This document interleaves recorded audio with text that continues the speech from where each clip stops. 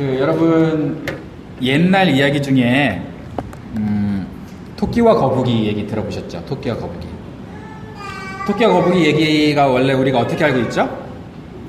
거북이가 굉장히 느리지만 성실하기 때문에 이 교만한 토끼가 잠을 잘 때 엉금엉금 기어가지고 토끼랑 경주해서 거북이가 이겼다. 이렇게 여러분 알고 있잖아요. 그죠? 그런데 또 다른 해석이 있어요. 저와 여러분들이 모르는 토끼의 속사정이 있답니다. 속사정. 들어보셨어요? 토끼가 학교를 갔는데 거북이가 맨날 왕따를 당하는 거예요. 그래가지고 맨날 느리다고 왕따를 당하니까 토끼가 거북이를 이렇게 좀 띄워주려고 경주를 제안을 한 거예요. 야, 나랑 경주해보자. 그러면서 이제 옆을 지나갈 때 토끼가 거북이가 옆을 지나갈 때 자는 척을 했다는 거예요. 왜? 거북이 이기게 해주려고. 그 자는 척을 딱 해서 거북이가 1등을 했어요. 그게 이제 남이 모르는 토끼의 속사정이었다는 거예요. 믿어져요, 여러분? 근데 어쨌든 그랬대요. 그런데 우리가 딱 그냥 생각할 때, 아, 토끼 정말 거만하다. 이렇게 얘기하기 쉽잖아요. 그러면 토끼가 일단 졌으니까 그 이유에 대해 여파가 얼마나 있겠어요. 우리는 그냥 그러고, 그렇게 토끼처럼 거만하면 안 되겠구나. 우리는 그러고 그냥 넘어가면 되지만 토끼 입장이 돼보자고요, 토끼 입장. 토끼는 얼마나 거만하다는 얘기를 지금까지 우리한테 듣는 것처럼 주변 사람들한테 얼마나 그 경기 한 번으로 거만하다는 그런 오해를 받으면서 막 억울한 일을 당했겠어요. 그러니까 토끼 입장에서는 자꾸 들으니까 그러다가 야, 내가 거북이한테 진짜 진 게 아니고 져준 거야 라는 말을 막 하고 싶겠죠. 근데 이걸 꾹 참았다는 거예요, 토끼가. 언제까지? 오늘도 참고 있어요. 근데 누군가 얘기했나 봐. 그래서 제가 알고 있잖아, 사실을. 그래서 이걸 꾹 참았다는 거예요. 그러면서 거북이가 지금까지 존경을 받도록 배려를 해줬다는 거야. 거북이를 우리가 10가지 장수하는 생물, 그래요. 십장생이라고 하잖아요. 그래서 거북이가 십장생의 명예를 얻도록 토끼가 도와줬다는 거예요. 재밌죠? 재밌죠? 근데 또 하나 다른 얘기가 있는데, 개미와 배짱이. 들려줄까요? 개미와 배짱이. 듣고 싶지 않군요, 별로. 듣고 싶으세요?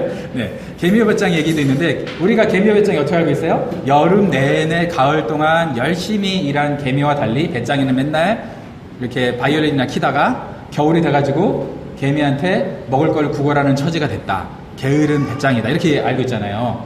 그런데 그게 아니래요. 원래 이 배짱이가 BTS의 원조래요. BTS의 원조. 그래서 막 그 앞에서 막 춤추면서 개미들이 막 열심히 할 때 유튜브 만들어가 찍어가지고 옆에서 막 보여주는 거예요. 열심히 일하라고. 그러니까 여러분들 일한 다음에 집에 가서 뭐 봐요? 유튜브 보잖아. 왜? 스트레스 풀라고. 그죠? 그래서 원래는 이 배짱이한테 뭐 어떻게 해야 된다는 거예요? 개미가? 당연히 임금을 지불해야 된다는 거예요. 사용료, 광고료 이런 걸 지불해야 된다는 거야. 그래서 배짱이는 원래 게을러가지고 놀고 먹은 게 아니고 뭐 했다는 거예요, 배짱이는? 자기의 재능을 잘 사용을 해서 그 빌보드 차트 1위를 했다는 거예요. 그게 이제 개미와 배짱의 진짜 얘기래. 믿어지세요? 그런데 제가 뭘 얘기하고 싶냐? 우리가 우스갯소리를 제가 얘기했지만 그 상대방의 입장에 사정을 한번 우리가 생각을 해보면 그래서 좀 이해할 수 있지 않을까? 라는 거죠. 왜냐하면 오늘 바울이 있잖아요. 감옥에 갇혔어요. 여러분, 바울이 왜 감옥에 갇혔어요? 복음 전하다가 감옥에 갇혔으면 여러분 어떻게 생각했어요? 그냥 상식적으로 생각했을 때 복음을 열심히 전해서 억울한 일을 당하는구나 이렇게 해서 여러분 생각이 쉬워요? 아니면 야, 뭔가 잘못을 했으니까 감옥에 갇혔겠지 이렇게 오해하기가 쉬워요? 어떤 게 더 쉬워요? 저와 여러분들이 사랑하는 형제 자매가 곤란을 겪을 때 정말 곤란하구나, 힘들겠구나 하면서 사랑하는 마음도 있지만 동시에 어떤 마음이 들어요? 하나님한테 뭔가 잘못을 했으니까 저런 일을 당한다. 이렇게 쉽게 착각을 하잖아요. 쉽게 판단을 하죠, 우리가. 사람이라는 존재가 다 그렇거든요. 그러니까 우리가 그 사람의 사정을 잘 모르니까 쉽게 판단을 해버리는 거예요. 그래서 지금 오늘 바울이 어떻게 한 거예요? 자기의 사정이 여러분들이 오해할 만큼 그런 상황이 아니다 라는 걸 알려주려고 누구를 보냈다는 거예요? 두기고를 보냈다는 거예요. 안 되네? 배터리가 없나 봐요. 네. 두기고를 보냈다는 거예요. 그래서 두기고 어떤 사람이라고 좀 성경에 나와 있어요? 우리의 사정을 알리고 너희 마음을 위로할 사람이 두기고다 라고 얘기하고 있는 거예요. 그러니까 바울이 복음을 전하다가 감옥에 갇혀서 고난을 당하니까 오해하는 사람들이 생겼을 거고 진실을 알려줘야 될 것 같은 필요가 느껴지니까 누굴 보냈다는 거예요? 두기고를 보냈다는 거예요. 그 두기고가 바울의 사정을 잘 알려주고 대변해준 사람이라는 거죠. 여러분은 여러분의 속마음을 잘 알려주고 대변해줄 만한 그런 사람이 여러분 있으세요? 그런 사람을 만들려고 우리가 뭐 하고 있는 거예요? 사실 목장을 하고 있는 거예요. 우리가 뭐하러 목장을 하느냐? 그런 사람들이 서로가 서로를 쉽게 비난하지 않고 사정을 미리미리 알기 때문에 그 사람이 곤란한 일을 당했을 때 우리는 모르는 사람이 곤란한 일을 당하면 어떻게 해요? 함부로 손가락질하기가 일수잖아요. 쉽잖아요. 그런데 내가 사랑하는 사람들, 그 사정을 내가 알고 있는 사람이 곤란한 일을 당했을 때는 어떤 마음이 들어요? 쉽게 비판을 못 하거든요. 그래서 그런 역할을 하라고 지금 두기고를 보내줬어요. 우리가 두기고와 같은 사람이 되자고 우리가 목장을 하는 거예요. 그렇게 우리가 목장을 하는 거예요. 그러니까 우리가 잘 생각해 보세요. 결정적일 때 내 편이 될 거라고 생각했는데 결정적일 때 이기적이고 진실을 알면서도 내 오해를 풀어주지 않고 자기 몸만 사리고 그러면 여러분 서운하잖아요. 그죠? 서운하잖아요. 그런 공동체가 되지 말자는 거예요. 그래서 바울이 지금 좋은 목장의 모습으로 목장에서 정말 좋은 역할을 하는 사람 두기고를 지금 어떻게 한 거예요? 보내준 거예요. 그러니까 우리가 서로 이제 목장을 통해서 어떻게 하자는 거예요? 서로 용납하고 서로 사랑하고 서로 같은 편이 되어주고 내 편이 되어주고 물론 내 편이 된다는 게 꼭 내가 잘못했는데도 내 편만 듣는 게 아니고 가끔은 쓴소리도 해줄 수 있고 성장하게 도와줄 수 있는 그런 공동체가 성숙한 공동체가 되게 해주는 게 뭐예요? 그게 목장이에요. 그런 목장 공동체로 바울은 항상 두기고라는 사람을 데리고 있었다는 거예요. 같이 교제를 했다는 거예요. 그러니까 보낼 수 있는 거죠. 여러분 그 에베소서하고 그 골로새서는 옥중서신으로 내용이 거의 비슷해요. 근데 그 두 책을 누가 배달을 했냐면 두기고가 배달을 했어요. 두 책 다. 그 내용도 비슷하고 두기고가 배달을 했어요. 그러면서 이 두기고를 보낸다. 내가 두기고를 이 편지의 전달자로 보낸다. 라고 바울이 굳이 바울은 원래 자기 이름도 잘 안 밝히려고 했지만 자꾸 자기가 쓴 편지에 대해서 누가 딴지를 거니까 이건 거짓말이다 라고 딴지를 거니까 자기 저자도 밝히고요. 배달자도 밝히고 있어요. 두기고라는 사람이 지금 배달하고 있어. 이게 진짜 편지야. 왜 그랬을까요? 그 당시에 바울이 하지도 않은 말로 바울이 했다고 바울을 사칭하는 사람들이 생겨나기 시작했어요. 그러니까 바울을 사칭하는 사람들이 생겨나니까 어떻게 해야 돼? 오해를 풀어줘야 되잖아. 제가 언젠가 설교한 적이 있는데 우리 권사님하고 집사님들이 청년이나 청소년들이 저를 그래도 존경하고 제 말은 들으니까 근데 자기 말은 안 듣거든?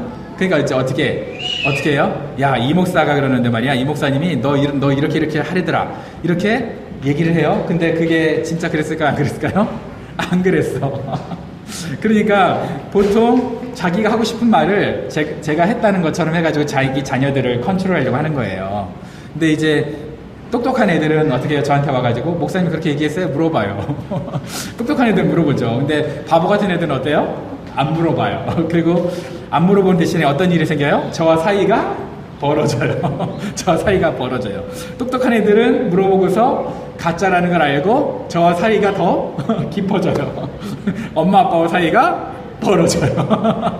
그러니까 이제 사칭하면 안 된다는 거죠. 근데 그 당시에도 바울을 사칭하는 사람들이 있었다는 거예요. 그래서 바울이 지금 어떻게 하는 거예요?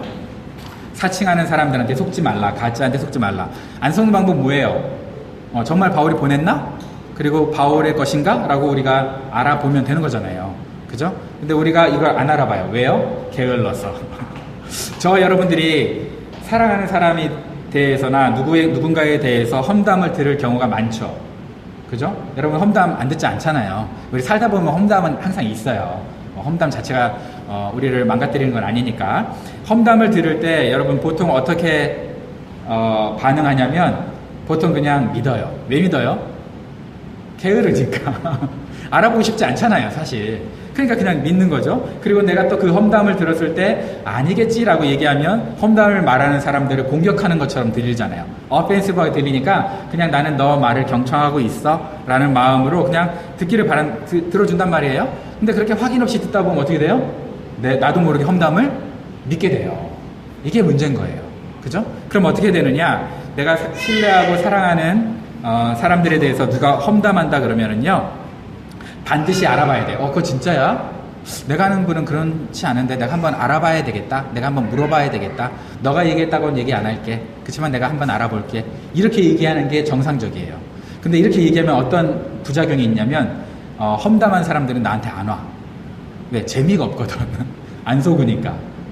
그래서 옛날에 있잖아요. 제가 뭐 수십 명이 있는 그 교육자, 부사역자 그룹에 있었는데 다른 사람들한테는 사람들이 가서 험담을 많이 하는데 저는 인기가 없었어요. 왜 그럴까요? 확인하니까. 확인하니까 인기가 없어. 나한테 와가지고 험담을 할 수가 없어. 뭐 확인을 해버리니까 자꾸 가가지고. 그래서 저는 인기가 없었는데 어쨌든 여러분들이 어떻게 해야 되냐면 목장 안에서나 교회 공동체 안에서 누군가에 대해서 험담을 하잖아요. 그럼 나는 분명히 그대로 안 믿는 사람이다. 나는 알아보는 사람이다. 양자 얘기를 다 들어보고 거기서 서로 이간질 시키는 게 아니고 양자 얘기를 다 들어보는 얘기가 뭐예요? 이간질 시키려고 알아보는 사람도 있지만 두 사람을 오해를 풀어주려고 다 들어본다. 저 사람은 그런 깔끔한 사람이야. 저 사람은 착한 사람이야. 이런 우리가 평가를 좀 받아야 돼요.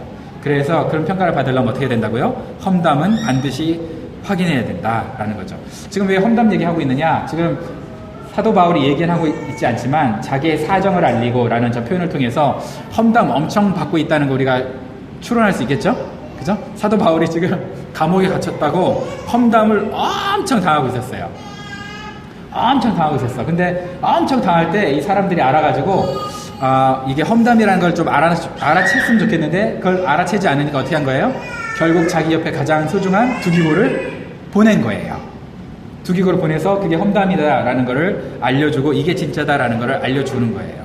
그래서 여러분들이 어떻게 해야 되냐면 정말 누군가에 대해서 험담을 들을 때는요, 그게 진짜인지 아닌지도 알아봐야 되지만 또 그게 가짜면 야 그거 험담이야, 그거 가짜야 라고 얘기해 줄 수 있는 사람이 옆에 있어야 되고요. 그런 사람도 실제적으로 또 어떻게 해야 돼요? 보낼 수 있는 그런 저와 여러분들이 돼야 돼. 이게 성숙한 모습이에요. 이게 이렇게 성숙한 모습이 없으니까 오늘날의 교회가 굉장히 힘들어지는 거예요. 험담도 많고 가식도 많고 그래서 힘들어지죠. 그래서 바울이 두기고를 이렇게 보냈어요. 근데 험담만 사정만 알리려고 보낸 게 아니고 또 뭐라고 보냈냐면 너희 마음을 위로하기 위해서 보냈다는 거예요.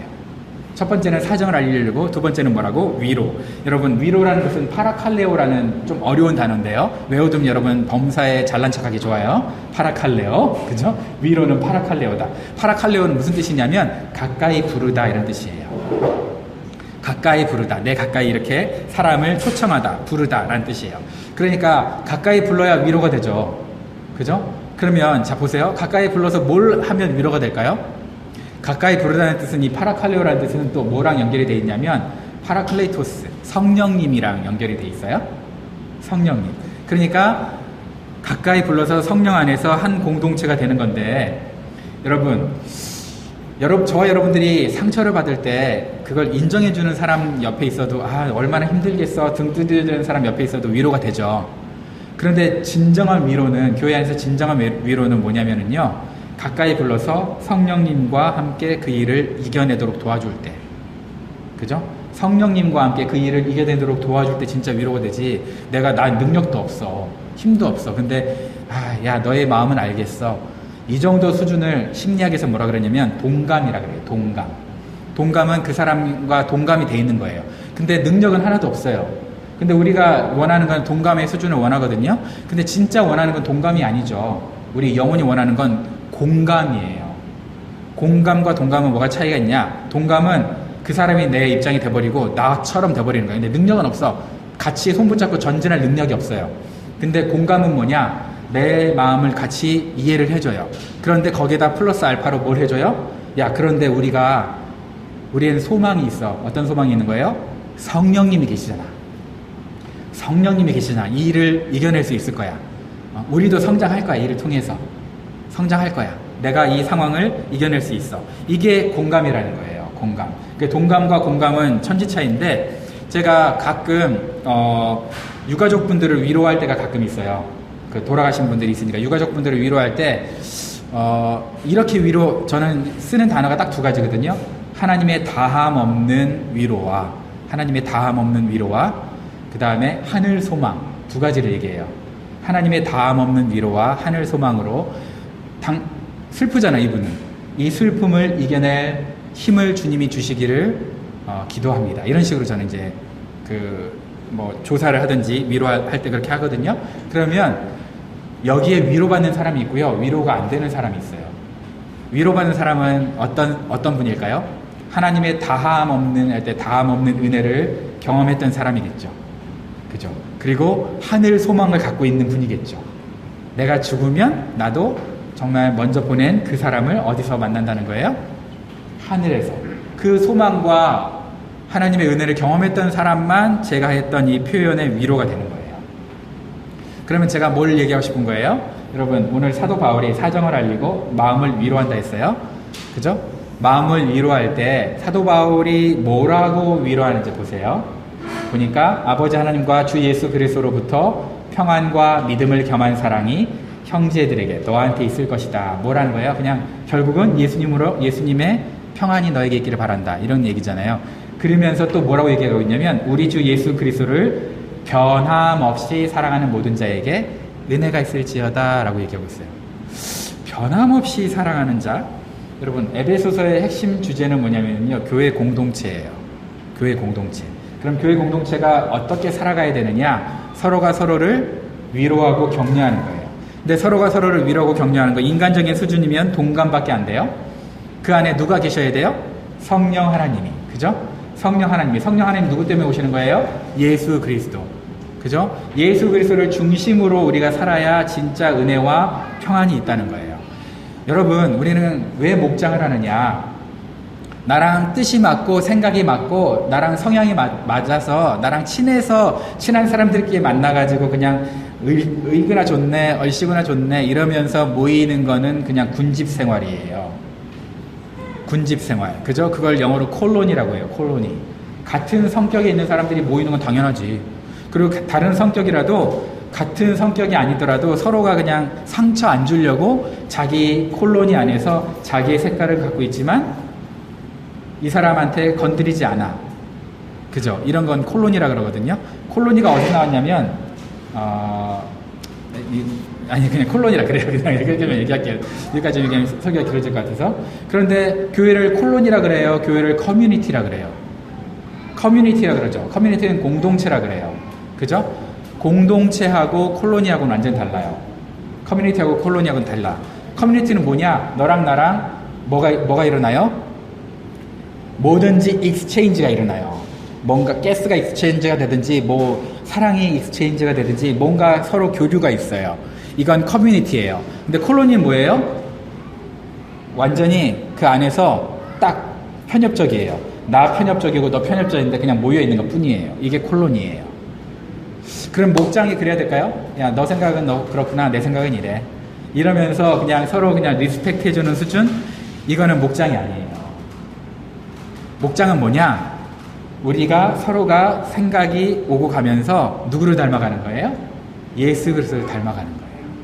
이게 교회예요. 그런데 오늘날 교회는 서로가 예의 바르게 그냥 네 생각이 있고 내 생각이 있고 그러니까 이렇게 서로 그냥 피해 안 주고 사는 거지. 이렇게 살면 안 되는 거예요.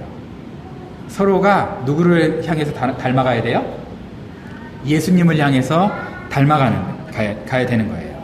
그래서 서로 다른 것은 우리가 포용하지만 서로 틀린 것에 대해서는 우리가 이게 틀렸으면 내가 고치고 네가 틀렸으면 네가 고쳐야 돼 하면서 누구 중심으로 성숙이 일어나야 돼요? 예수님을 중심으로 성숙이 일어나야 돼요. 그게 교회예요. 교회는 그래서 콜로니가 아니에요. 커뮤니티인 거예요. 여러분, 저는 요즘에 세상에서 이런 얘기 들을 때 너무 가슴이 아파요. Yes, Jesus. jesus는 오케이.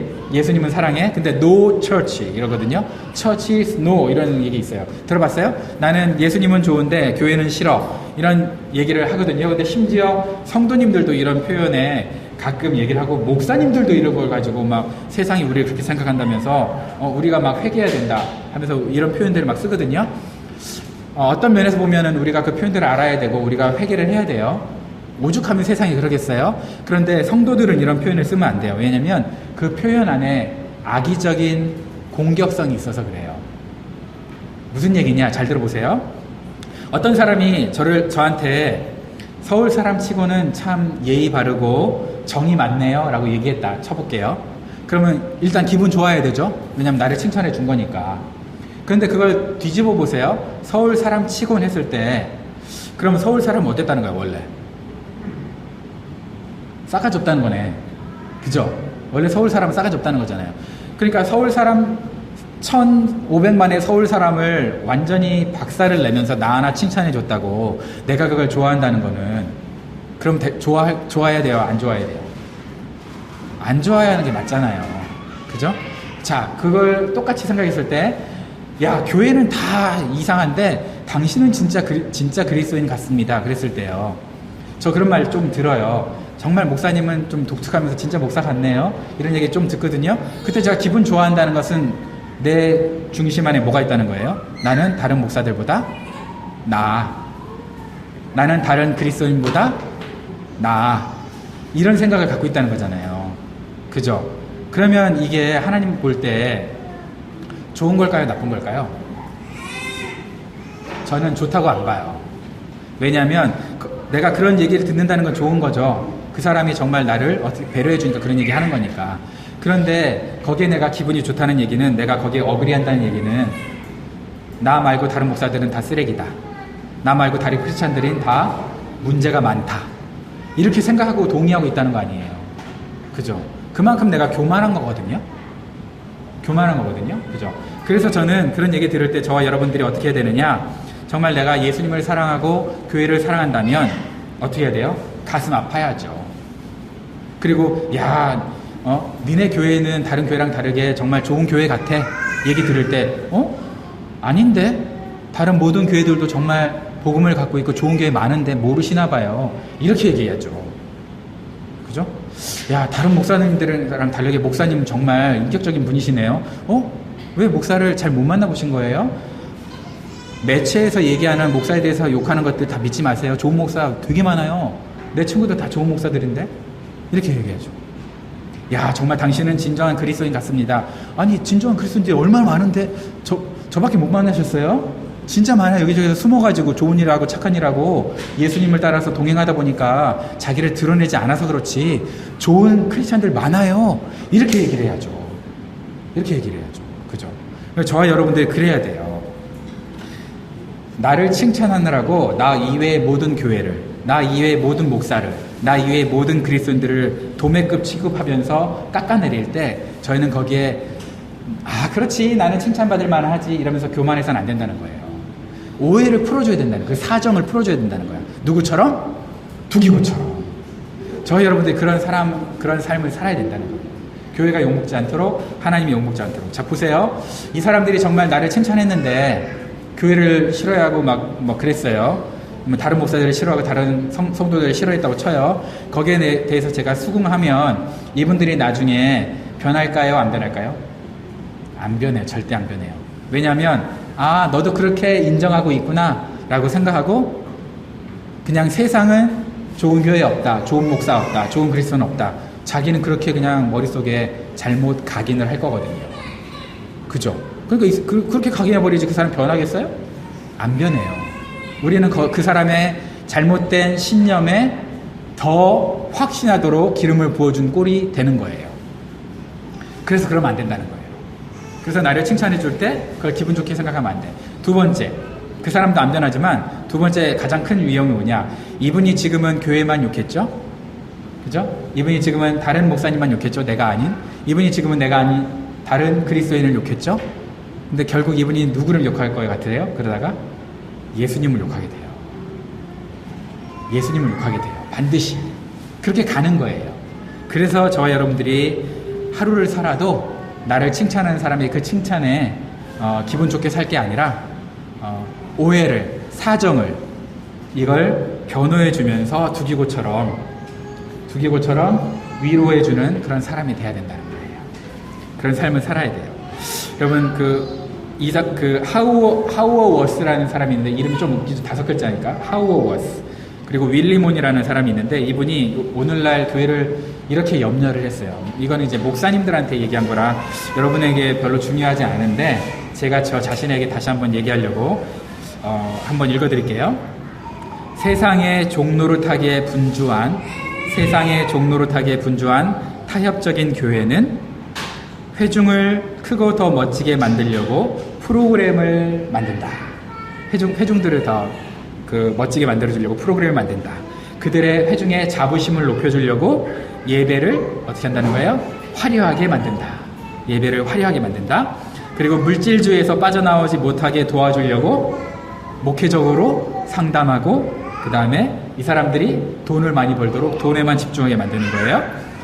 단지 시적인 반성, 자기가 반성만 하고 회개하지 않도록, 왜냐하면 자기가 반성만 했다는 느낌 가지고 있으면 편하니까 반성에 머무르도록 설교에서 위로만 전한다. 설교에서 위로만 전한다. 그 결과 하나님께서 진정으로 대접받지 못하게 만드는 무신론자로 가득 차게 만든다. 그게 오늘날 목사님들이 하는 얘기죠. 제가 저한테 이걸 보면서 내 설교는 이렇지 않은가 제가 이제 고민을 해보는 거예요. 이렇게 안 하려고 최선을 다해서. 여러분, 하나님께서 내 삶 가운데 합당한 대우를 받지 못하는 걸 네 글자로 뭐라 그러냐면 우상숭배라고 합니다. 하나님께서 내 삶 가운데 당연히 받아야 될 대우를 받지 못하는 걸 네 글자로 우상숭배라고 하는데요. 우상숭배는 하나님보다 다른 걸 높이는 거라고 생각이 쉬워요. 그죠? 그런데 이런 사람이 있어요. 하나님보다 다른 걸 높이는 것도 우상숭배지만 하나님을 놔두고 다른 걸 낮추는 사람. 왜? 다른 것보다 이 다른 것들이 하나님보다 높은 우상숭배라니까. 이 다른 것들 어떻게 하는 거야? 하나님 밑으로 끌어내려서 여기다 놔두는 거. 그럼 평균적으로 봤을 때는 하나님보다는 이 다른 것들이 밑에 있으니까 우상숭배 같지 않잖아요. 그런데 이것도 우상숭배예요. 왜? 난 하나님 사랑해 이러면서 뭘 안 해요? 와이프 사랑 안 하는 거죠, 밑으로. 돈이 더 먼저야. 내가 돈이 더 먼저면 안 되니까 돈을 끌어내려. 그죠? 가족들을 보살피면서 여행 다니면서 또 숨도 쉬면서 맛있는 것도 먹으면서 서로 사랑해야 되는데 그거 안 해. 너 밑으로 내려. 이것도 우상숭배라는 거예요, 여러분. 이것도 우상숭배지. 하나님은 있잖아요. 자기가 최고로 높아지면서 다른 것들이 끌려 올라오길 바라는 거지. 하나님 고정시켜놓고 올라갈까봐 여기를 막 막아. 야, 나는 하나님을 더 사랑해. 네가 이 정도면 만족해야지. 이러면 될까요? 안 될까요? 안 돼요. 이것도 우상숭배라는 거예요. 이것도 우상숭배. 그러니까 내가 모든 영역에서 성장하면 성장할수록 누구만 높이면 되는 거예요? 하나님을 높이면 되는 거지. 왜? 귀찮으니까 하나님 고정 딱 시켜놓고 그 위로는 어떻게 해? 못 올라가게 막아. 그것도 우상숭배라는 거예요. 내 인생의 수준을 고정시켜놓고 그 위에 살짝 예수님 올려놓고 그 밑으로 그냥 게으르게 사는 거죠. 이게 우상숭배라는 거예요. 여러분 그렇게 살래요? 말래요? 얼핏 보면 신앙적인 것 같은데 절대 신앙적이지 않습니다. 이런 사람 성장이 없습니다. 그리고 내 주변에 있는 사람들이 어떻게 해요? 힘들어. 답답해? 대화가 안 통해? 그죠? 그러면 정말 곤란하다는 거예요. 여러분, 우리는요, 하나님을 갈망하는 걸 끝없이 하나님을 갈망해야 되고요. 그리고 그 하나님을 갈망하는 마음으로 끝없이 내 가족과 내 자녀와 내 배우자와 내 교회를 사랑해야 되는 거예요. 내 이웃을 사랑해야 되는 거예요. 뭘 하나 딱 고정해놓고 그 수준 밑으로 한다고 거기서 만족하면 안 되는 거예요. 계속 성장해야 되는 거예요. 제가 젊어가지고 병원 신방을 잘 안 가지만 그래도 가끔 병원에 신방 가는 일이 있어요. 제가 병원에 신방 가는 일이 다른 교회 성도들은 별로 없고요. 제 옛날 교회 성도님들이었던 분들. 근데 가끔 이제 임종을 앞두신 분들이 저를 찾을 때가 있어요. 임종. 한두 주 안에 돌아가실 분들이 저를 찾을 때가 있어요. 그러면 그런 분들 만났을 때 제가 어떻게 해야 돼요? 이렇게 아프신데 얼른 가세요. 이래야 돼요? 그럴 순 없잖아요. 얼마나 아프시겠어요. 제가 어떻게 기도해 드릴까요? 이렇게 이제 하면서 기도 부탁을 한단 말이에요. 왜냐면 무작정 또 거기 그분한테 제가 그냥 어떻게 할까 하면서 기도한다면서 제가 무작정 낫게 기도할 수는 없거든요. 이분 기도 제목이 다를 수 있잖아요. 그러니까 무작정 제가 낫게 해달라고 그냥 묻지도 않고 기도할 수는 없잖아요. 그래서 제가 물어본단 말이에요. 그러면 물어볼 때 성령께서 꼭 짓궂게 제 마음 가운데 이걸 물어보라고 자꾸 얘기하세요. 성령 하나님이 보통은 이제 용기를 내서 물어보긴 하는데 뭐라고 자꾸 얘기하냐면 장로님이 됐든 권사님이 됐든 성도님이 됐든 심지어 목사님이 됐든 형제 자매가 됐든 그분에게 뭐라고 얘기하라고 물어보냐면 그 자꾸 내 마음간을 주시냐면요. 더 살아야 할 이유가 뭐냐고 하나님께서 물으신다면 뭐라고 대답하시겠어요? 이렇게 물어보라는 거예요. 이거 진짜 위험하거든요. 병문안 가가지고 그 사람한테 진짜 죄송한데요. 이거 성령께서 자꾸 물어보라 그래가지고 이 병에서 나아서 더 살아야 할 이유를 제가 아니라 하나님께서 물으신다면 뭐라고 대답하시고 싶으세요? 그 얘기를 좀 건방지게 얘기하면 왜 더 살고 싶으세요잖아요. 너 빨리 가라는 얘기잖아 지금. 근데 자꾸 성령께서 저한테 얘기하니까 그걸 자꾸 물어봐요. 그럼 이제 어쩔 수 없이 저는 물어봤어요. 딱 물어보면 대답이 딱 3개예요. 첫 번째는 뭐냐면 남은 가족들한테 너무 미안하다는 거야. 이대로 두고 갈 수는 없다. 내 가족을 더 사랑하겠다는 거예요. 이건 더 살아야 될 이유가 있죠. 그죠? 두 번째, 하나님한테 너무 죄송하다는 거예요. 내가 하나님 마음을 더 시원하게 해드리고 가고 싶다는 거예요. 이것도 더 살아야 될 이유가 있죠. 그 다음에 나머지 3번째가 있는데 이건 잡동사니들. 여행을 못 갔다든지 뭘 못했다든지 뭐 이런 거 있잖아요. 내가 하고 싶은 일을 못했다든지 이러면은 이걸 이제 잡동사니로 저는 취급을 하는데,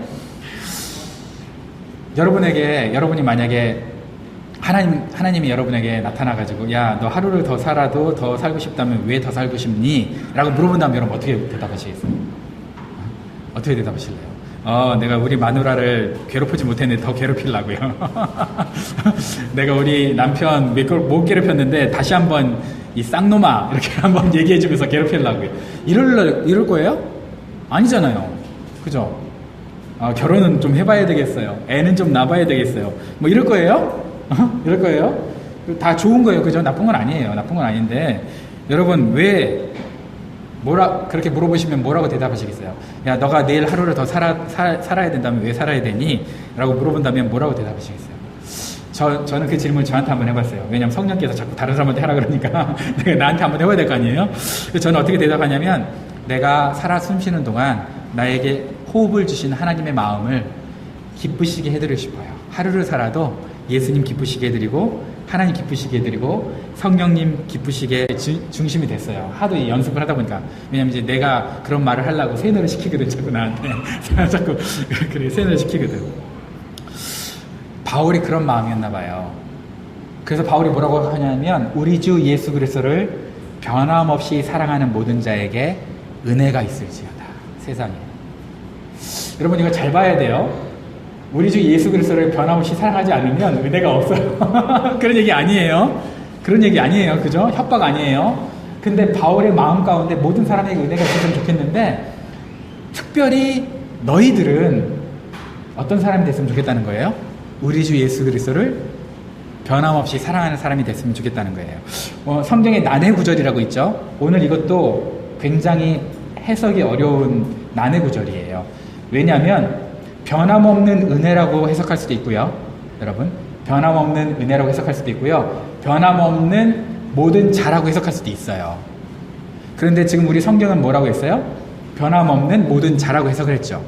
그런데 옛날 성경이나 다른 데 보면은요, 변함없는 은혜로 해석하려고 했던 흔적들이 좀 있어요. 그런데 저와 여러분들 한번 생각해 보세요. 변함없는 은혜 그러면 더 멋지지 않아요? 우리 놀라운 하나님의 변함없는 은혜가 여러분에게 함께 합니다. 그럼 위로받을 것 같지 않아요? 그죠? 엄청나게 위로받을 것 같잖아요. 변함없는 은혜라니까. 근데 왜 변함없는 은혜가 아니고 변함없이 사랑하는 당신들에게 그냥 은혜, 심플한 은혜가 있을지어다 이런 식으로 오해하기 쉽게 그렇게 번역을 했을까요? 그러니까 바울은 왜 우리가 하나님을 변함없이 사랑하는 사람이 됐으면 좋겠다고 생각했을까요? 이게 바울의 삶의 목적이었어요. 하나님을 사랑하는 것. 하나님의 마음을 헤아려 드리는 것. 모든 성도가 두기호가 내 마음을 헤아리고 내가 모든 성도의 마음을 헤아리는 것처럼 우리가 이제는 영적으로 좀 성숙하자. 누구의 마음을 헤아리자는 거예요? 하나님의 마음을 헤아리자는 거예요. 하나님의 마음을 헤아리는 공동체가 되자는 거예요. 여러분, 남편이 여러분 마음 헤아려주면 좋죠. 아내가 여러분 마음을 헤아려주면 좋죠. 그런데 눈에 보이는 사람들끼리만 헤아리는 수준이니까 우리가 성장이 없어요. 누구를 이제는 우리가 헤아리자는 거예요? 하나님의 마음을 헤아리자는 거예요. 하나님의 마음을 헤아리면서 하나님을 변함없이 사랑하는 우리가 되자는 거예요.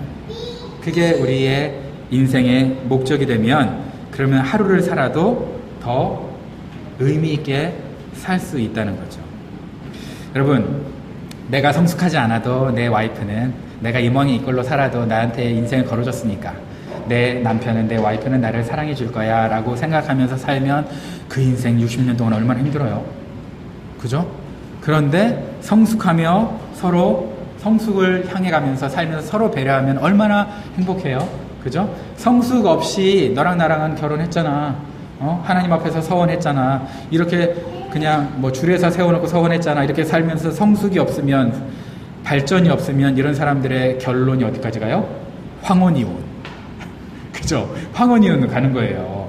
그런데 서로 알콩달콩 싸우지만 성숙하면서 사는 사람들이 어떻게 되는 거예요?